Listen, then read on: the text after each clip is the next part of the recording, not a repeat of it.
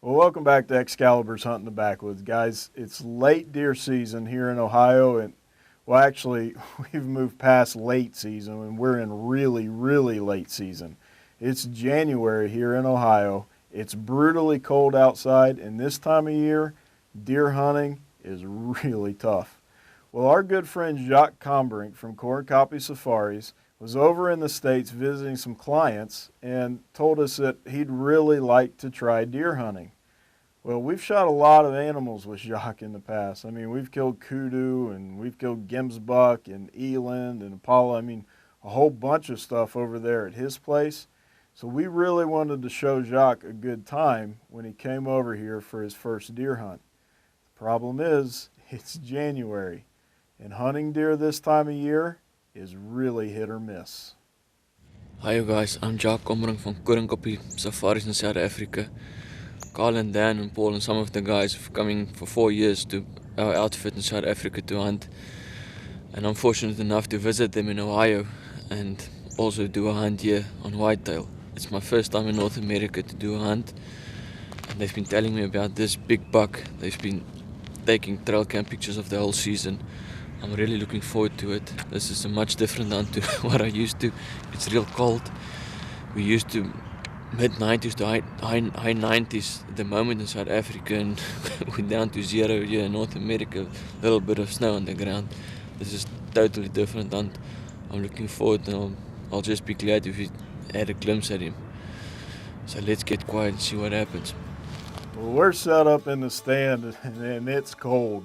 Now, Jacques from South Africa, and he's not used to these kind of temperatures.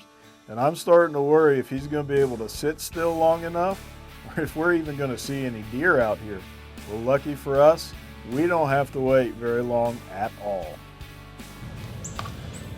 This is too good to be true. We're only 20 minutes in the stand, and here's a big buck already. According to Carl, that's the big one they've been following for the whole season. I'm in a really lucky position now. I'm gonna take the bow and see if we can get a good shot at it. Now, this buck has taken us totally by surprise. We were looking in the other direction where the deer usually come from in this spot, and this buck popped out 20 yards in front of us without making a sound.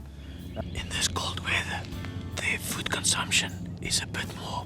Now luckily we got buck bombs ground and pound on the ground there. And it must be tasting real good and filling him up pretty good.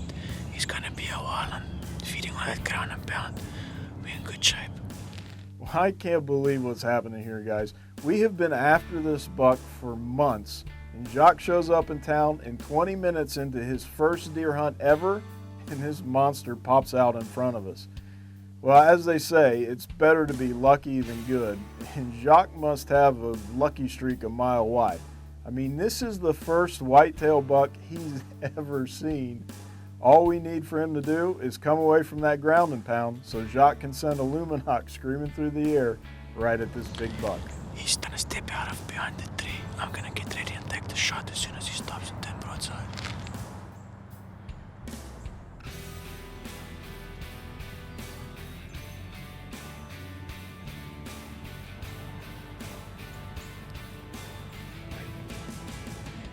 Sure.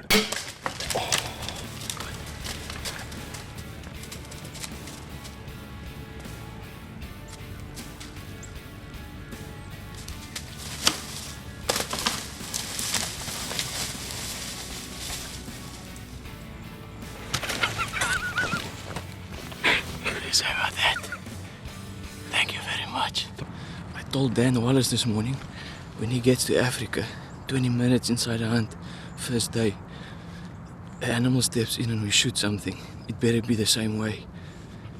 He said he'll step up and do the same. We got in, I'm here with Carl. We got into this spot, probably 20 minutes in the hunt. Carl said he's a good shooter. Couldn't believe it, we didn't even see the buck coming in. And it then, just outside, Carl said take him. He took the shot. I think I made a pretty good shot.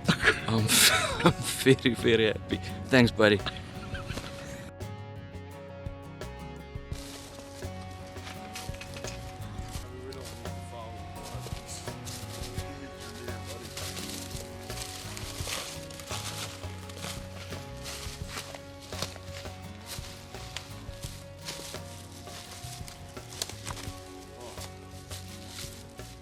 Carl, there's the tree stand. Here's the buck. Thank you very much. This is unbelievable, guys. I mean, this deer died within 20 yards of the tree stand. You know, when we're over hunting with Jacques in South Africa, we love going over there and hunting with you. Yeah. When we shoot something, all of a sudden all these people show up, the trackers show up, you know, the truck shows up, everybody comes. We didn't need any kind of track job whatsoever. The deer died 20 yards from where you shot him, right on camera, and it was I'm stunned. Yeah. I mean, things like this don't happen. They just don't happen. This is real impressive. We used to 2 horns and 2 points. This thing has got points all over the place. It does. It's real heavy, it's wide, it's tall, it's flipping amazing. Thank you very much. This deer's got everything, Jacques. He's a mainframe 12. Yeah. He's got bladed and split brow tines here, Yeah. which are just gorgeous. His G3 is split here. Like I said, he's got great mass, great width. This deer has just about everything that you could ask for in a trophy whitetail. Yeah. And I mean, I just can't believe our luck. 20 minutes into the hunt. I pulled Dan Wallace's leg this morning, telling him in Africa, put him in a blind 15 minutes first day. We shoot an animal, said he better step up, and you guys did. Yeah. I can't believe this is like a fishing story. Nobody will believe us. 20 minutes in the hunt, this big guy stepped out and Carl pointed out, and I really didn't know what to look at. He looked pretty good to me. Put a heck of a shot on him. Couldn't put any better shot on this animal. He only went 20 yards, like I said. What do you think of that 405? That thing is just too fast to be, it's too good to be true. When I took the shot and you said, I jumped up into that tree stand, had a look at him. I knew the arrow went at a complete pass through, and he was quite calm, and I thought, no, he's not. And the left leg was limping. On African animals, that's deadly, and seems on whitetails as well. I could not be any more excited for you, but like I said, we're on our own. Yep. There's no trackers, there's no skinners. Yeah. Today I brought my flip and zip from Outdoor Edge, Yep. the skinning blade, and the gut hook blade here. Just a great knife for these animals. We're gonna take him a little ways off this trail here. We'll get a little bit of the weight off of him. He's a pretty good sized body and he's an older deer. Yeah. That'll help with the drag a little bit. We got about a 150, 200 yard drag to the truck.